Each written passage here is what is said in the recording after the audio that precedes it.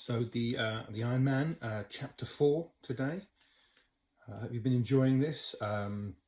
If you have, if this worked, I'll do another one next week. Okay, so chapter 4, the Space Being and the Iron Man. One day there came strange news. Everybody was talking about it. Round eyes, busy mouths, frightened voices. Everybody was talking about it. One of the stars of the night sky had begun to change. This star had always been a very tiny star of no importance at all. It had shone up there for billions and trillions and zillions of years in the constellation of Orion, that great shape of the giant hunter that strides across space on autumn and winter nights. In all its time, this tiny star had never changed in any way. Now, suddenly, it began to get bigger. Astronomers peering through their telescopes noticed it first. They watched it with worried frowns. That tiny star was definitely getting bigger. Not just bigger, but bigger and bigger and bigger. Each night it was bigger.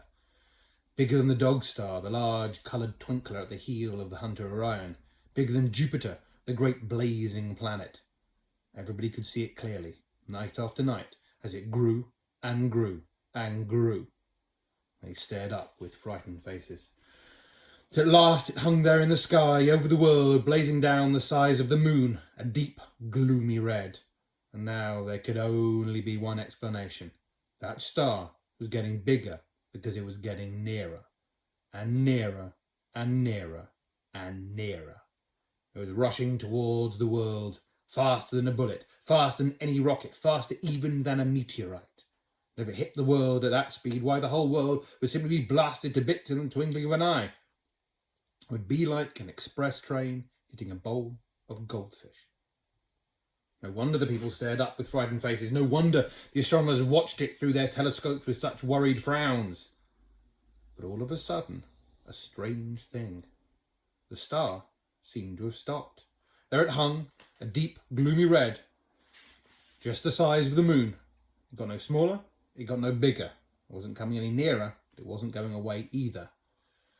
Now everybody tried to explain why and how this was, what had happened, what was happening, what was going to happen. Now it was the next strange thing occurred. The astronomers noticed it first. In the middle of the giant star, a tiny black speck had appeared. On the second night, the speck was seen to be wriggling and much bigger. On the third night, you could see it without a telescope, a struggling black speck in the centre of that giant red gloomy star. On the fifth night, the astronomers saw that it seemed to be either a bat or a black angel or a flying lizard, a dreadful silhouette, flying out of the centre of that giant star, straight towards the earth. What was coming out of that giant star?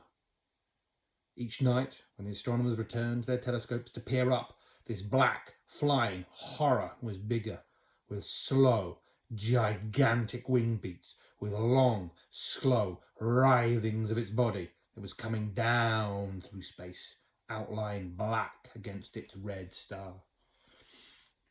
Within a few more nights, its shape had completely blotted out the red star.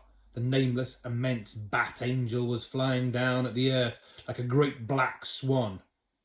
It was definitely coming straight at the earth. It took several days to cover the distance. Then, for one awful night, its wings seemed to be filling most of the sky. The moon peered fearfully from low on the skyline, and all the people of the earth stayed up, gazing in fear at the huge black movement of wings that filled the night. Next morning, it landed on Australia. Brum! The shock of its landing rolled round the earth like an earthquake, spilling teacups in London, jolting pictures off walls in California, cracking statues off their pedestals in Russia. The thing had actually landed, and it was a terrific dragon.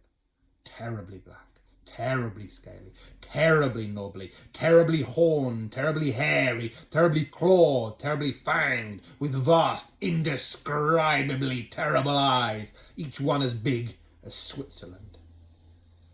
There it sat, covering the whole of Australia, its tail trailing away over Tasmania into the sea, its foreclaws on the headlands of the Gulf of Carpentaria. Luckily, the mountains and the hills propped its belly up clear of the valleys, and the Australians could still move about in the pitch darkness under this new sky, this low, queer covering of scales. They crowded towards the light that came in along its sides.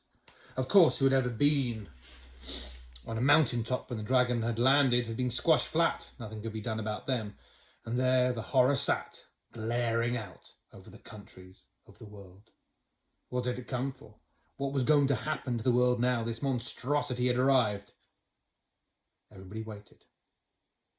The newspapers spoke about nothing else.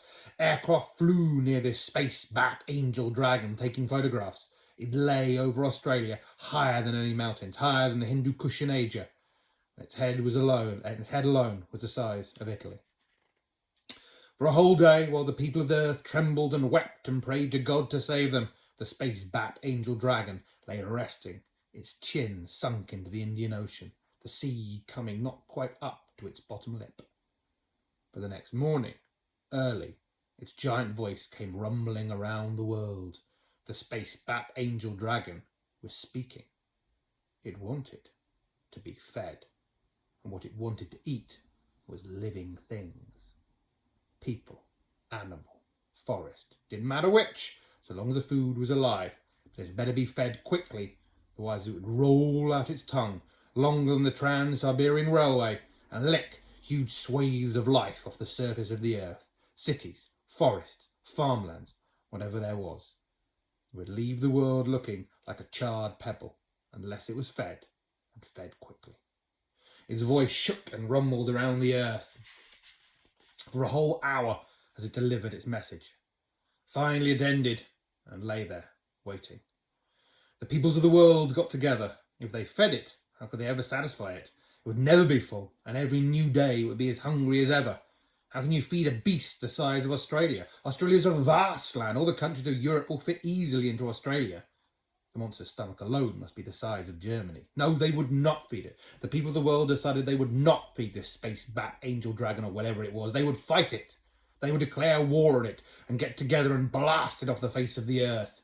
And so it was that all the peoples of the earth declared war on the monster and sent out their armed forces in a grand combined operation. What a terrific attack! Rockets, projectiles of all sorts, missiles and bombs, shells and flamethrowers, everything was tried. The smoke of the explosions drifted out over the Pacific like a black, crawling continent. The noise of the battle shook the world almost as much as the landing of the dragon had done, and for much longer.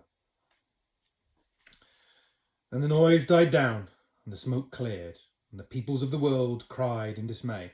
The dragon was actually smiling. Smiling.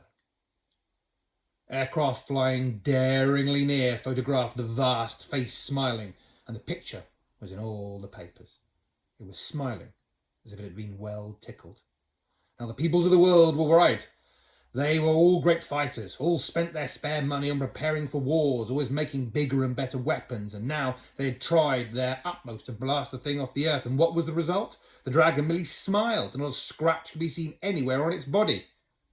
Human weapons had no effect on it. But that wasn't surprising. The creature had come from the depths of space, out of the heart of a star. Nobody knew what it was made of. Perhaps it could not be destroyed by any means whatsoever. And now the space bat angel dragon spoke again, and gave the peoples of the world 1 week in which to prepare its first meal. They could prepare what they liked, said the dragon. But if the meal was not ready in a week, then he would start on the cities and the towns. The peoples of the earth, the kings, the presidents and ministers, the farmers and the factory workers and the office workers began to lament. Now what would happen to them? They would like to say the monster didn't exist. But how could they? There it was, covering Australia, staring out over all the countries of the world. Now, the little boy Hogarth. Heard all about this. Everybody in the world was talking about it, worrying about it. He was sure the Iron Man could do something. Compared to the space bat angel dragon, the Iron Man wasn't very big, of course. The Iron Man was only the size of a tall tree. Nevertheless, Hogarth had faith in the Iron Man. He visited the Iron Man in his scrapyard and talked to him about the great monster that was threatening the earth. Please, he asked, can't you think of some way of getting rid of it? If you can't, then it's the end of us all.